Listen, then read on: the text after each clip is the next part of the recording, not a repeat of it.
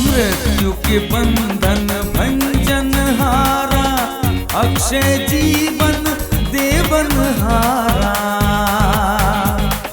मृत्यु के बंधन भंजन हारा, अक्षय जीवन देवन हारा। रोगिन शोकिन एक आधारा,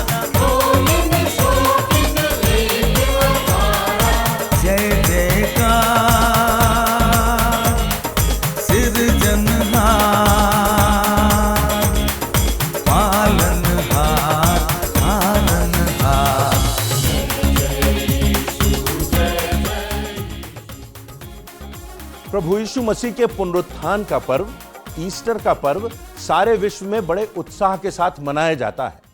न सिर्फ बाइबल में किंतु अनेक ऐतिहासिक दस्तावेजों में प्रभु यीशु मसीह के पुनरुत्थान की घटना का वर्णन किया गया है।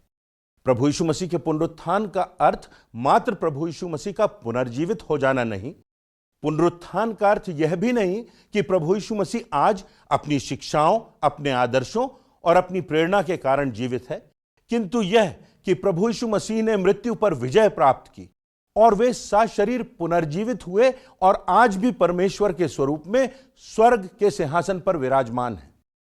यह पर्व सारे संसार में आशा का संदेश लेकर के आता है। प्रभु यीशु मसीह का संपूर्ण जीवन, उनका बलिदान और उनका पुनरुत्थान किसी वर्ग विशेष के लिए नहीं रहा, किंतु संसार के हर एक व्यक्ति के लिए प्रभु यीशु मसीह ने उद्धार, आशा एवं मृत्यु के बाद अनंत जीवन की निश्चितता का द्वार खोल दिया।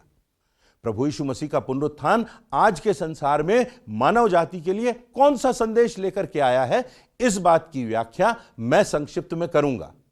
प्रभु यीशु मसीह इस संसार में किस उद्देश्य से आए, आज संसार के हर एक व्यक्ति को प्रभु यीशु मसीह में कौन कौन सी आशीषें प्राप्त हो सकती हैं, आज प्रभु यीशु मसीह के वचनों का प्रचार क्यों किया जाता है, प्रभु यीशु मसीह का पुनरुत्थान क्यों विशिष्ट है, इन सब प्रश्नों का उत्तर हमें मिल जाएगा यदि हम उनके जीवन काल के एक दिन में घटित घटनाओं को देखें। इन तीनों घटनाओं का उल्लेख बाइबल में मरकुस द्वारा लिखित ऐतिहासिक पुस्तक के 5वें अध्याय में किया गया है। एक दिन में प्रभु यीशु मसीह ने 3 कार्य किए। सर्वप्रथम उन्होंने एक पागल और दुष्टात्माओं से ग्रसित व्यक्ति को आजाद किया। उसके बाद उन्होंने एक धार्मिक अगुवे की मृतक बेटी को जीवन दान दिया और ठीक उसी के पश्चात प्रभु यीशु मसीह ने एक गरीब स्त्री को चंगाई दी जिसे 12 वर्षों से लगातार लहू बहने का रोग था। ये घटनाएं इस बात को स्पष्ट करती हैं कि प्रभु यीशु मसीह में शारीरिक, मानसिक और आत्मिक चंगाई देने की अद्भुत शक्ति है। आज जिन परिस्थितियों में हम जी रहे हैं वे हमें जीवन से मृत्यु की ओर ले जा रही हैं। मृत्यु एक ऐसा सच है जिससे होकर हम सबों को गुजरना है। हम मृत्यु को टाल नहीं सकते, नकार नहीं सकते। हमने संसार में बहुत से ज्ञानियों को देखा है, बड़े बड़े विद्वानों को देखा है, अनेक संतों के प्रवचन सुने हैं, मंत्रों के जाप का भी स्वर सुना है और बड़े बड़े वैज्ञानिकों को नए नए आविष्कार करते देखा है। अनेक हस्तियों को राजनीति में विजय रथ पर आते हुए देखा है। ऐसे चिकित्सक जिन्होंने एड्स और कैंसर जैसे रोगों को चुनौती दे रखी है, उनके दावों को सुना है, परंतु मृत्यु पर विजयी होते किसी को कभी नहीं देखा। कोई भी हस्ती या शक्ति हमें मृत्यु से नहीं बचा सकती। हमारे हृदय में कभी ना कभी, कहीं ना कहीं मृत्यु के प्रति भय उत्पन्न होता है। समय आसमय हम अपने प्रियों की मृत्यु का सामना करते हैं और कितनी बार मृत्यु की पीड़ा हमारे हृदयों और मनों पर गहरा प्रभाव छोड़ जाती है। इस मृत्यु की पीड़ा, व्यथा और भय से हमें प्रभु यीशु मसीह का पुनरुत्थान मुक्त कर सकता है। प्रभु यीशु मसीह ने मृत्यु को परास्त किया और दुनिया के हर एक व्यक्ति के लिए उद्धार का द्वार खोला और इसी उद्धार के द्वारा हमारी आत्मा को अनंत जीवन प्राप्त होता है। हमें मृत्यु के बाद एक बेहतर जीवन की निश्चितता, एक ऐसे स्वर्गीय संसार की निश्चितता है जहां ना दुख, ना पीड़ा, ना आंसू, ना धूप, ना तपन, ना अकाल और ना मृत्यु है, किंतु एक ऐसा स्थान जिसे परमेश्वर ने हमारे लिए अपने हाथों से तैयार किया है। प्रभु यीशु मसीह ने अपने पुनरुत्थान के संदर्भ में यह कहा कि जो कोई मुझ पर विश्वास करता है, यदि वह मर भी जाए तो भी जीवित रहेगा। प्रभु यीशु मसीह ने कहा, मृत्यु अब तेरी जय कहां, मृत्यु अब तेरा जहर कहां, आत्मा को नाश करने की तेरी क्षमता कहां। प्रभु यीशु मसीह के पुनरुत्थान के पहले उनके शिष्य तितर बितर हो गए थे, भयभीत हो गए थे, छुप गए थे, यहां तक कि उन्होंने प्रभु यीशु मसीह का इनकार तक कर दिया था। परंतु अब पुनरुत्थान के बाद ये शिष्य निडरता से भीड़ के सामने खड़े हैं, चौराहों पर निकल आए और हजारों की भीड़ में अपनी जिंदगी को दांव पर लगाकर प्रभु यीशु मसीह के पुनरुत्थान की गवाही दे रहे हैं। मृत्यु पर इस विजय को देखकर उन्हें अब किसी व्यक्ति, शासन और अधिकारी का भय नहीं। ये तो सच्चाई की गवाही दे रहे हैं। ये तो उन बातों को कह रहे हैं जो उन्होंने घटित होते देखी थी, जिन बातों ने उनकी संवेदनाओं को स्पर्श किया था, जिस पुनरुत्थान की सामर्थ्य ने उनके दिल, दिमाग और आत्मा को निडरता से भर दिया था।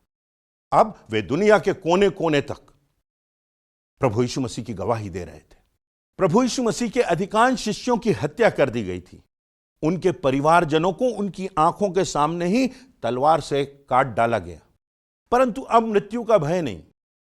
आज के संदर्भ में मेरे और आपके जीवन में भी मृत्यु का भय समाप्त हो जाएगा यदि हम प्रभु यीशु मसीह की मृत्यु, उनके पुनरुत्थान और उनके उद्धार को समझ सकें और उनके महत्व को स्वीकार कर सकें।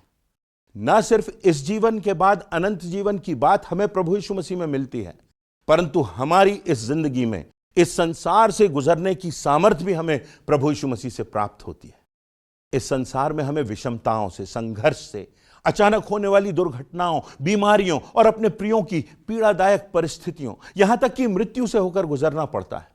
हमारे जीवन में, इस संसार में अनापेक्षित त्रासदियों का सामना हमें करना पड़ता है। फोन की एक घंटी, खून की जांच की एक रिपोर्ट या दरवाजे पे दी गई एक दस्तक कभी भी हमारी जिंदगी की दिशा को प्रभावित कर सकती है। पुनरुत्थान की घटना हमें यह संदेश देती है कि संसार की एक शक्ति से कहीं बढ़कर परमेश्वर की सामर्थ है। रात्रिकाल के बाद सुबह की निश्चितता है और किसी भी अंधकार से भरी हुई परिस्थिति के बाद निश्चित आशा है। प्रभु यीशु मसीह की हत्या के पूर्व यदि हम देखें तो हम पाते हैं कि संसार की बहुत सी शक्तियां प्रभु यीशु मसीह के विरोध में थीं। सबसे पहले सारी धार्मिक शक्तियां प्रभु यीशु मसीह के विरोध में थीं। बाइबल में बार बार यह वर्णन है कि शास्त्री और प्राचीन और महायाजक और फरीसी एवं तथाकथित धर्मगुरु षड्यंत्र रच रहे थे। ये सब सोचते थे कि कैसे प्रभु यीशु मसीह पर दोष लगाकर उसे समाप्त कर दें। इन तथाकथित धर्मगुरुओं की भ्रष्टता को प्रभु यीशु मसीह ने चौराहों पर उजागर कर दिया था। लोग उनके कपट और भ्रष्टता से परिचित हो गए थे। इसलिए ये सब लोग घबराए हुए थे और उनका प्रयास था कि प्रभु यीशु को मरवा दिया जाए। शासन और राज्य की शक्ति, यहां तक कि राजा की शक्ति भी प्रभु यीशु मसीह के विरोध में थी। बाइबल में इस बात का वर्णन है कि प्रभु यीशु मसीह को गवर्नर के सामने खड़ा किया, न्यायाधीशों और अन्य अधिकारियों के सामने यीशु का अपमान किया गया। शासक घबराए हुए थे क्योंकि लोग प्रभु यीशु मसीह को राजा बनाना चाहते थे। लोग समझते थे कि यीशु का राज्य आएगा तो कोई भूखा ना होगा, क्योंकि लोगों ने देखा था यह आश्चर्यजनक रूप से हजारों को भोजन करा देते हैं। लोग सोचते थे यीशु का राज्य आएगा तो कोई बीमार ना होगा, क्योंकि ये लोगों को चंगा कर देते हैं। उनके स्पर्श मात्र से अनेकों को रोगों से मुक्ति मिल जाती थी। लोग सोचते थे यीशु का राज्य आएगा तो कोई मरेगा नहीं, क्योंकि ये तो मृतकों को पुनर्जीवित कर देते हैं। इस कारण शासक डरे हुए थे और यीशु को मार डालना चाहते थे। इतना ही नहीं, बल्कि न्यायपालिका की शक्ति भी यीशु के विरोध में थी।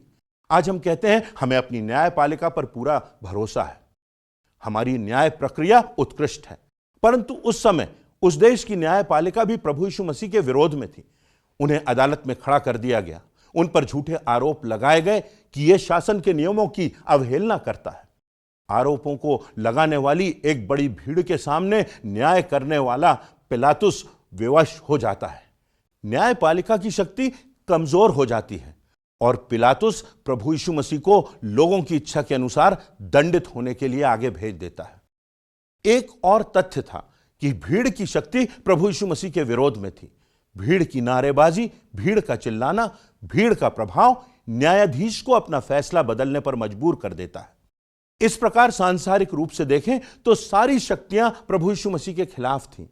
इन शक्तियों ने मिलकर वही किया जो सबसे बुरा हो सकता था, जो सबसे अधिकतम हो सकता था। उन्होंने प्रभु यीशु मसीह को मार डाला, उसको मृत्यु दंड दे दिया गया। क्रूस पर प्रभु यीशु मसीह ने अपने प्राण त्याग दिए और तब सबने सोचा कि यीशु पराजित हो गया, उसका अंत हो गया, वह इतिहास के पन्नों में एक अपराधी बनकर मार डाला गया। परंतु बात यहां समाप्त नहीं हो जाती। फिर तीसरे दिन रविवार का दिन आता है और तब परमेश्वर की शक्ति इन सारी संसार की शक्तियों को परास्त कर देती है, ध्वस्त कर देती है। परमेश्वर की सामर्थ्य इन सारी शक्तियों पर प्रबल हो गई और प्रभु यीशु मसीह का पुनरुत्थान हुआ। कब्र पर तैनात पहरेदारों का पता नहीं चला, कब्र पर लगी रोमी सम्राट की मोहर का पता नहीं चला, कब्र पर रखे गए पत्थर का पता नहीं चला। धार्मिक संगठनों की शक्ति ध्वस्त हो गई, न्यायपालिका के अन्याय का जोर नहीं चला, राजा की शक्ति भी परास्त हो गई। परमेश्वर की शक्ति की विजय हुई और प्रभु यीशु मसीह ने मौत को पराजित कर दिया। इसलिए जब हम प्रभु यीशु मसीह के पुनरुत्थान पर विश्वास करते हैं तो हमारा विश्वास परमेश्वर की शक्ति पर, उसकी सामर्थ्य पर होना चाहिए। जब हम अपने जीवनों में निराश होते हैं तो परमेश्वर हमें आशा देता है। जब हमें पराजित होने का एहसास हो तो हम धैर्य रखें, परमेश्वर पर हमारा अटल विश्वास बना रहे, क्योंकि दुनिया की कोई भी शक्ति परमेश्वर की शक्ति से बढ़कर नहीं हो सकती। जब परमेश्वर हमारे साथ है तो हमारी विजय स्थगित तो हो सकती है, लेकिन अंतिम विजय हमारी ही होगी। आज हो सकता है कि आप भयभीत हों, निराश हों, आपके जीवन में अनुत्तरित प्रश्न हो, निराशा हो, आपके जीवन में धार्मिकता और परंपराओं ने आपको कलुषित सा ठहरा दिया हो सकता है कि आज के बुरे हालात से, संसार की ताकतों से, विनाशकारी संगठनों से हम भयभीत हों अनिश्चित भविष्य को लेकर। प्रभु यीशु का पुनरुत्थान बताता है कि हमें किसी बात से भयभीत नहीं होना है। यहां तक कि उसने हमारे सबसे बड़े बैरी मृत्यु पर भी विजय प्राप्त की है। इस कारण अंतिम विजय हमारी है, इस बात की निश्चितता है। प्रभु यीशु मसीह ने अपनी मृत्यु के द्वारा, अपने बलिदान से समस्त मानव जाति के पापों की कीमत चुकाई और फिर अपने पुनरुत्थान से हर कोई जो उस पर विश्वास करता है उसके लिए अनंत जीवन का द्वार खोल दिया। यही ईस्टर का संदेश है, यही यीशु के पुनरुत्थान से हमारे लिए शिक्षा है और यही मसीह विश्वास की आशा और निश्चितता भी है। आशा है आप इस संदेश को स्वीकार करेंगे और यीशु में नया जीवन प्राप्त कर अनंत शांति और आनंद का अनुभव प्राप्त करेंगे। परमेश्वर आप सबों को आशीष दे। पुनरुत्थान पर्व आपको नया जीवन प्रदान करे। खुद को लुटा दिया तूने खुदा, खुद को लुटा दिया तूने खुदा। तेरे करम पे हम तो, तेरे करम पे हम तो हो गए फिदा। तेरे करम पे हम तो हो गए फिदा। तेरे दर से कभी खाली न गए, तेरे दर से कभी खाली न गए। झोली तूने भर दी पाकीज़ा ऐ खुदा। झोली तूने भर दी पाकीज़ा ऐ खुदा। खुद को लुटा दिया तूने खुदा।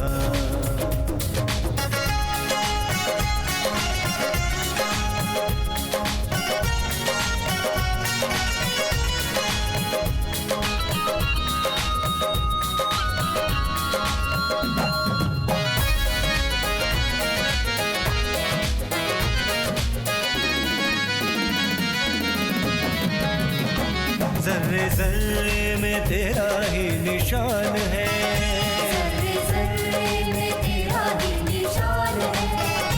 हर इंसान को इसका ही गुमान है। हर इंसान को इसका ही गुमान है।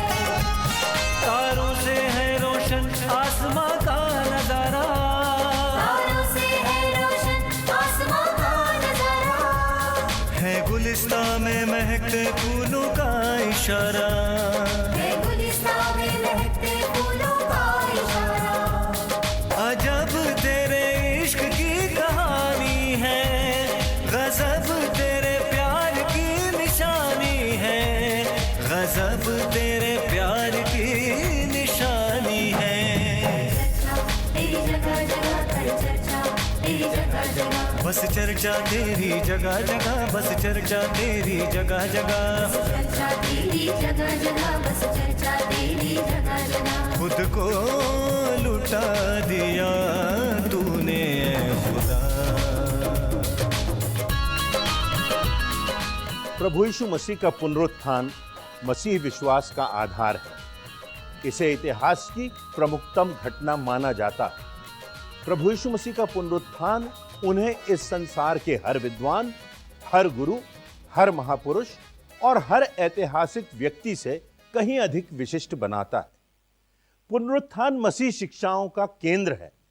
पौलुस जब पवित्र शास्त्र बाइबल में कुरिन्थियों की कलीसिया को पत्र में लिखता है, वह कहता है कि यदि मसीह नहीं जी उठा तो हमारा प्रचार करना व्यर्थ है और तुम्हारा विश्वास करना भी व्यर्थ है। यदि प्रभु यीशु मसीह का पुनरुत्थान नहीं हुआ तो हमारा जीवन, हमारी सेवा, हमारा प्रचार, हमारा सताव सहना, हमारा अपमान सहना, यहां तक कि हमारी आराधना और हमारा विश्वास सब कुछ व्यर्थ है।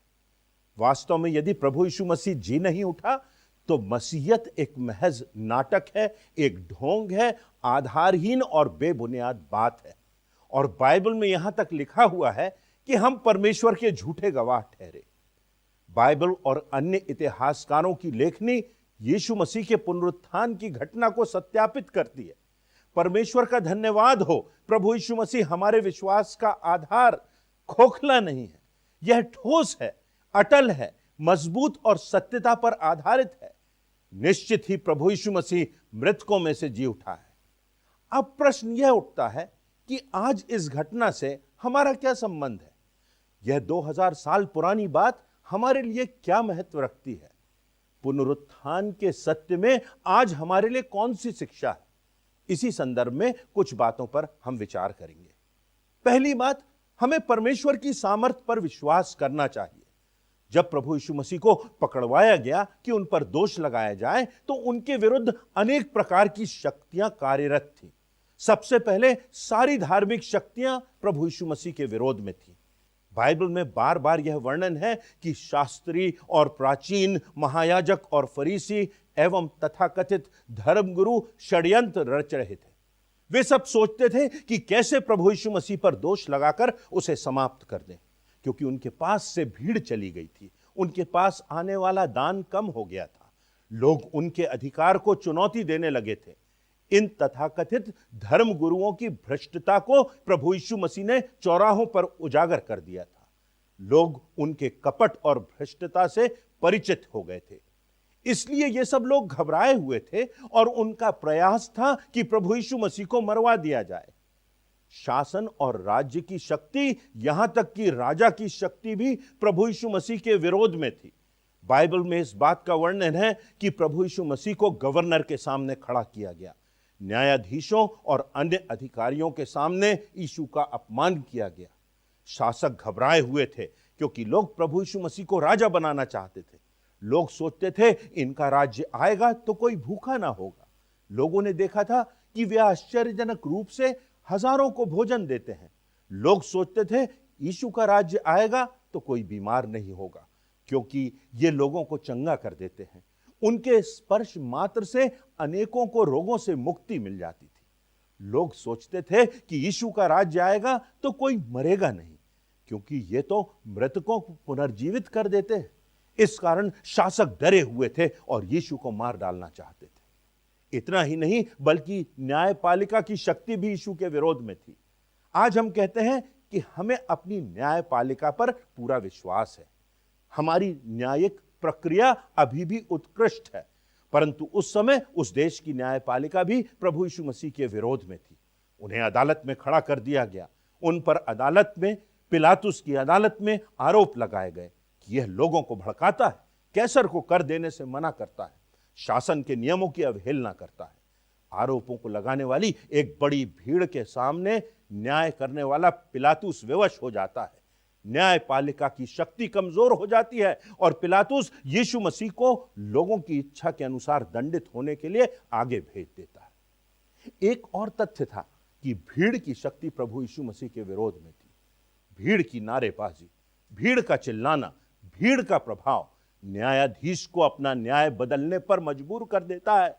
लोग चिल्ला चिल्ला कर कह रहे थे कि हमारे लिए अपराधी बरअब्बा को छोड़ दो, उसका लहू हमारी संतानों पर हो, परंतु यीशु का काम तमाम करो। इस प्रकार सांसारिक रूप से देखें तो ये सारी शक्तियां प्रभु यीशु के खिलाफ थीं। इन शक्तियों ने मिलकर वही किया जो सबसे बुरा हो सकता था, जो अधिकतम हो सकता था। उन्होंने प्रभु यीशु मसीह को मार डाला, उसको मृत्यु दंड दे दिया। क्रूस पर प्रभु यीशु मसीह ने अपना प्राण त्याग दिया और तब सबने सोचा कि यीशु पराजित हो गया, उसका अंत हो गया, वह इतिहास के पन्नों में एक अपराधी बनकर मार डाला गया। परंतु बात यहां समाप्त नहीं हो जाती। फिर तीसरे दिन रविवार का दिन आता है और तब परमेश्वर की शक्ति इन सारी शक्तियों को परास्त कर देती है। संसार की सारी शक्तियां परास्त हो जाती हैं। परमेश्वर की सामर्थ इन सारी शक्तियों पर प्रबल हो गई और प्रभु यीशु मसीह का पुनरुत्थान हुआ। कब्र पर तैनात पहरेदारों का पता नहीं चला, कब्र पर लगी रोमी सरकार की मोहर का पता नहीं चला, कब्र पर रखे गए बड़े पत्थर का पता नहीं चला। धार्मिक संगठनों की शक्ति ध्वस्त हो गई, न्यायपालिका के अन्याय का जोर नहीं चला, राजा की शक्ति भी पराजित हो गई। परमेश्वर की शक्ति की विजय हुई और प्रभु यीशु मसीह ने मौत को पराजित कर दिया। वे कांटे, वह थूक, वे थप्पड़, वे कीलें, हथौड़े सब व्यर्थ हो गए। भीड़ का चिल्लाना निष्फल हो गया। महायाजकों और धर्म गुरुओं का षड्यंत्र व्यर्थ हो गया। अपनों का विश्वासघात व्यर्थ हो गया। संगठनों की योजना विफल हो गई, यहां तक कि मृत्यु भी पराजित हो गई। प्रभु यीशु मसीह का पुनरुत्थान हुआ।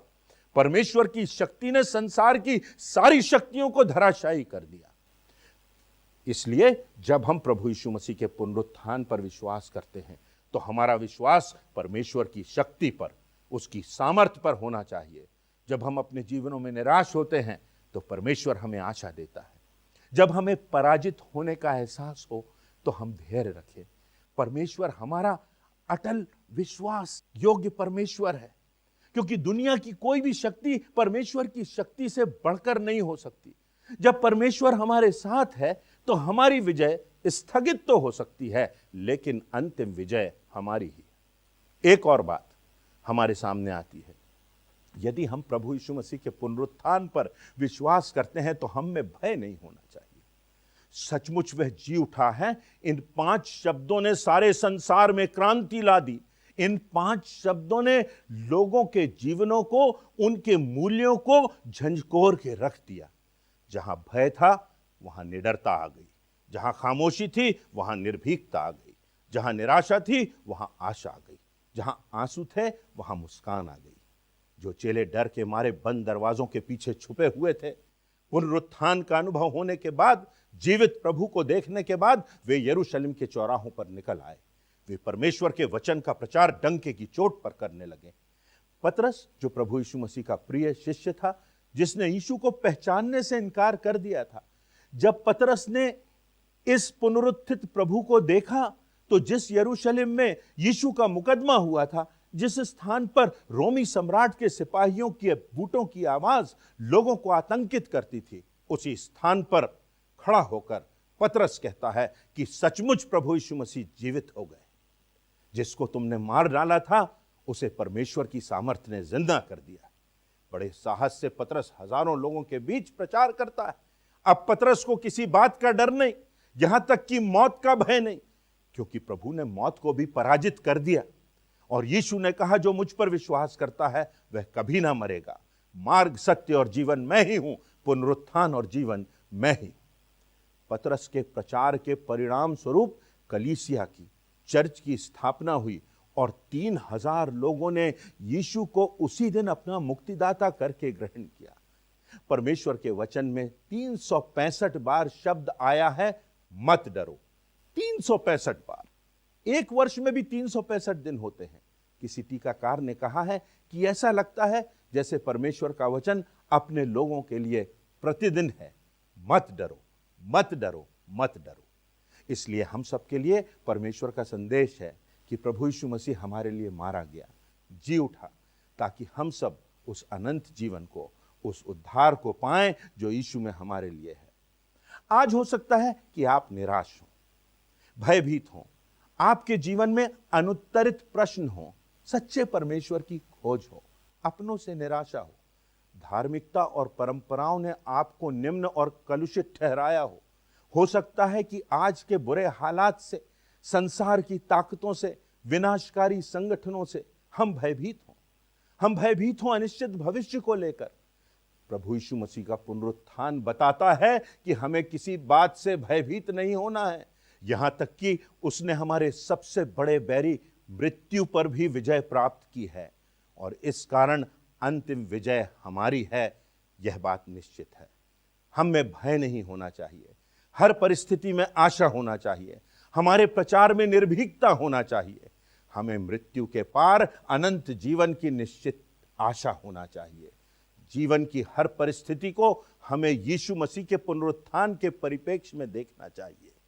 प्रभु यीशु मसीह ने अपनी मृत्यु के द्वारा, अपने बलिदान से समस्त मानव जाति के पापों की कीमत चुकाई और फिर अपने पुनरुत्थान से हर एक जो उस पर विश्वास करता है उसके लिए अनंत जीवन का द्वार खोल दिया।